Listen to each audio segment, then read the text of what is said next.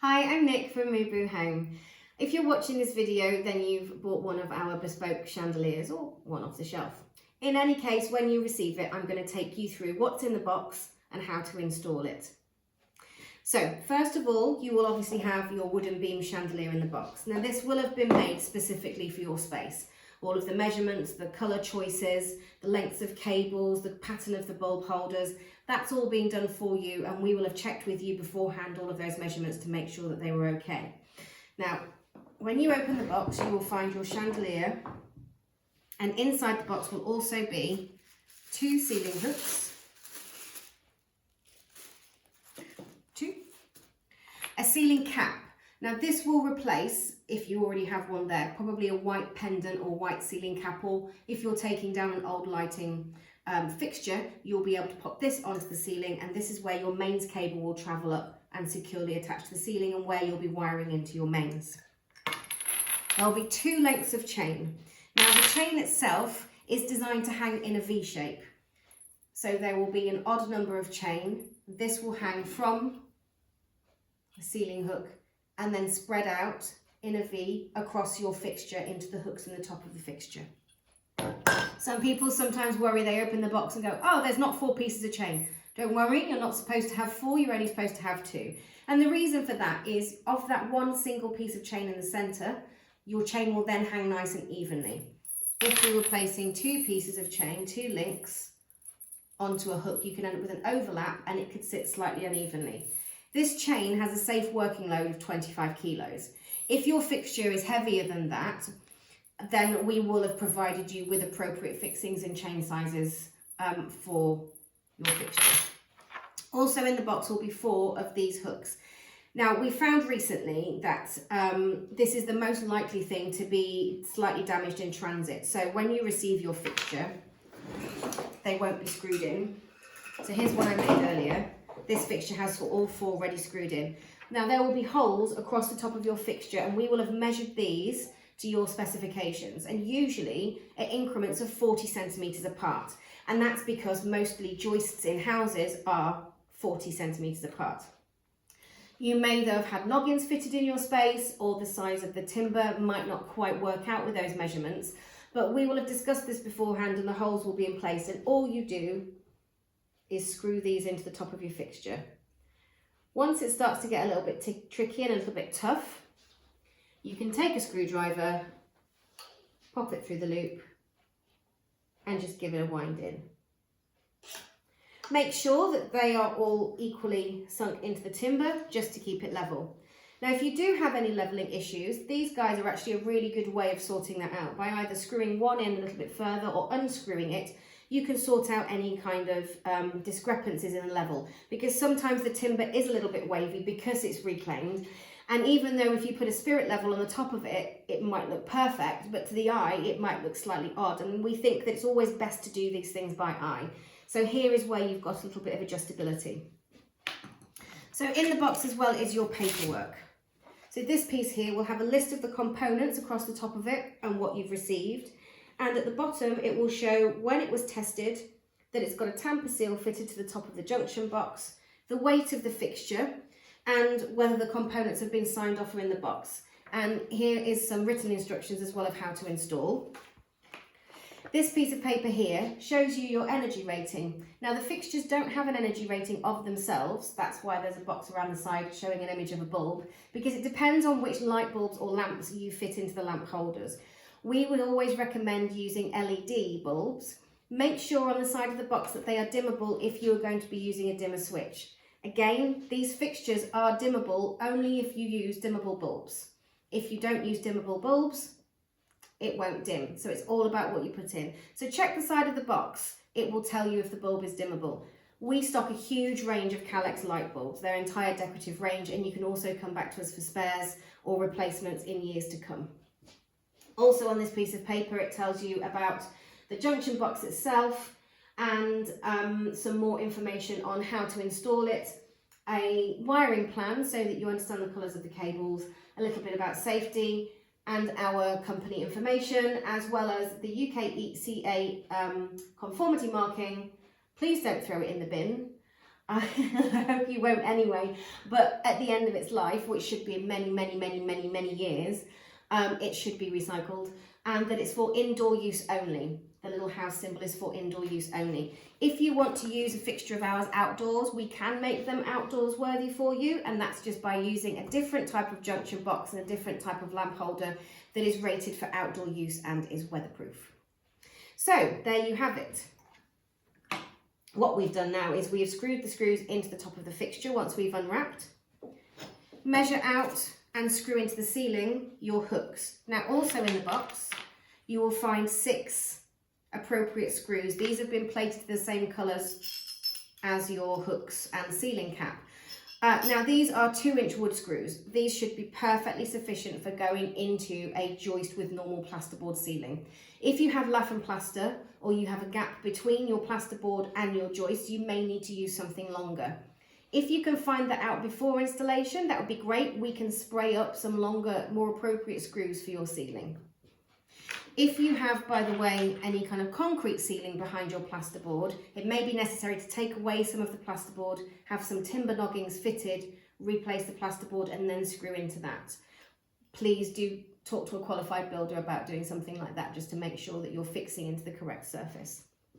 So once you've got your hooks in place, you can take your chain, I'll do it down this end,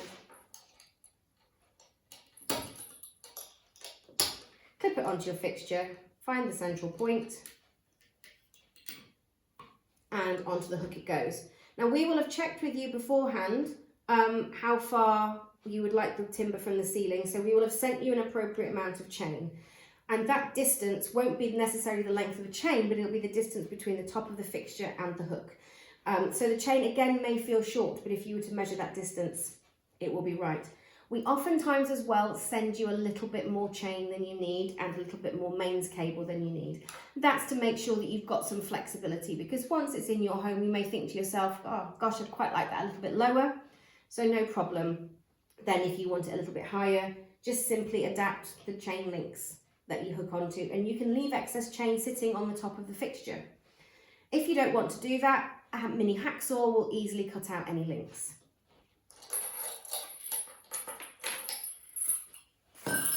Now, in terms of electrically wiring, this little piece here is super duper important. That is the cord grip. So unscrew this, and what you will need to do is pass the mains cable. So there will be one mains cable on your fixture. The majority of times it comes to the center of the piece so that it will sit vertically central when it's hung. Sometimes though, clients ask us to send it up the chain. If we are sending the mains cable up the chain, we will probably have sent you a dummy cable to go up a chain on the other side, just to give it some balance, to even it out a little bit. Now what you need to do is pre-drill your holes for your screws for your ceiling cap, so they're already in place.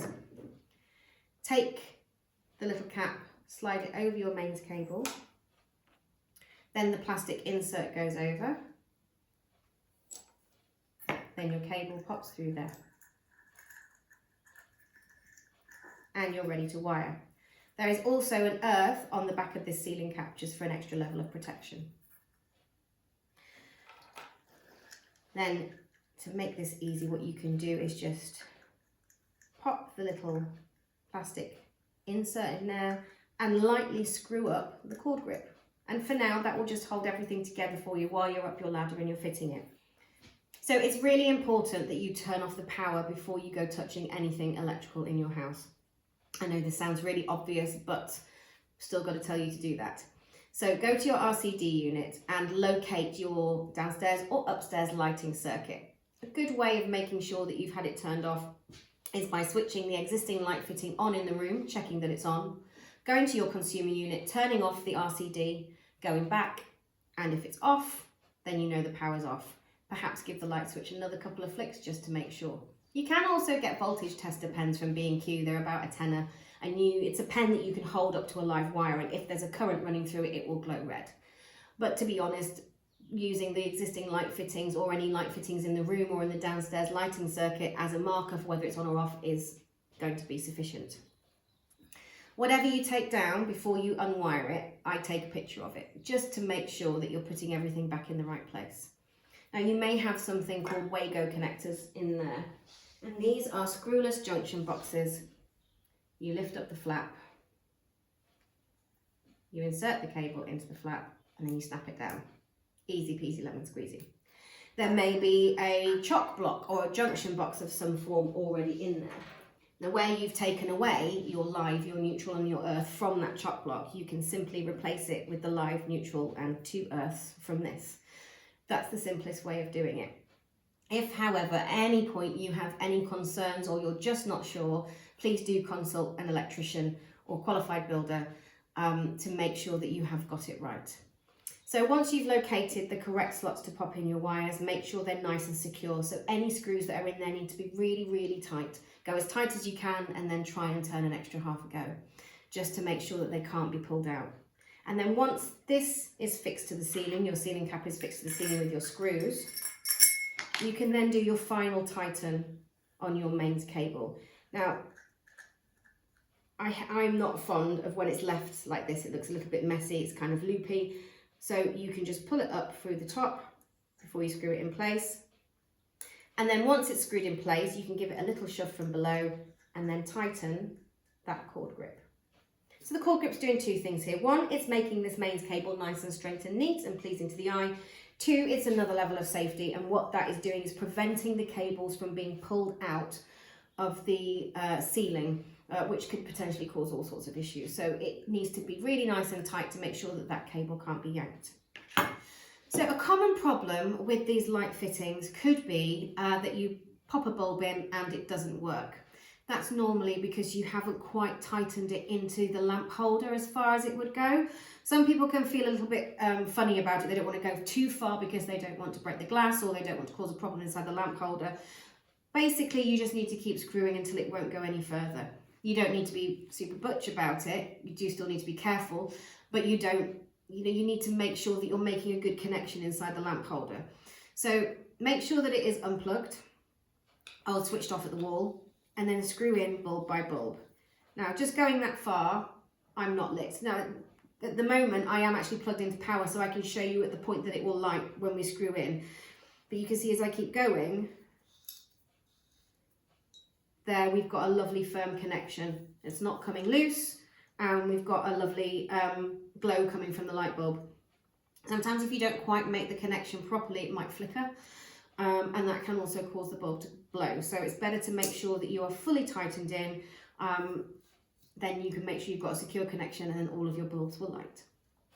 So thank you very much for joining. I hope this was really helpful. If you have any more questions about the installation of your chandelier, please feel free to get in touch, or you can leave a comment below and maybe like and subscribe our new channel, because we hope to be making more videos not only about how to install our products, but also how to make your own.